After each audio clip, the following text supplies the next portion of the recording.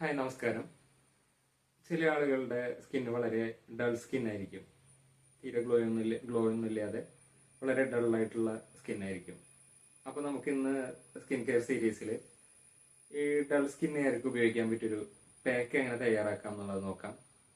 അതിനായിട്ട് ആവശ്യമായിട്ട് വരുന്ന ingredients: orange peel powder 1 teaspoon, liquorice അതായത് ഇരട്ടി മധുരം പൗഡർ 1 ടീസ്പൂൺ, അരിപ്പൊടി 1/2 teaspoon, sandalwood powder 1 teaspoon, rose petals powder 1 teaspoon.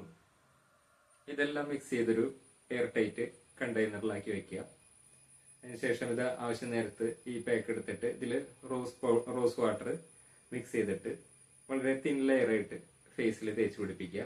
ഒരു അരമണിക്കൂർ കഴിഞ്ഞ് കഴുകിക്കളഞ്ഞതിന് ശേഷം റോസ് വാട്ടർ ഒരു സ്പ്രയർ ബോട്ടിലാക്കിയിട്ട് മുഖത്തൊന്ന് സ്പ്രേ ചെയ്യാം.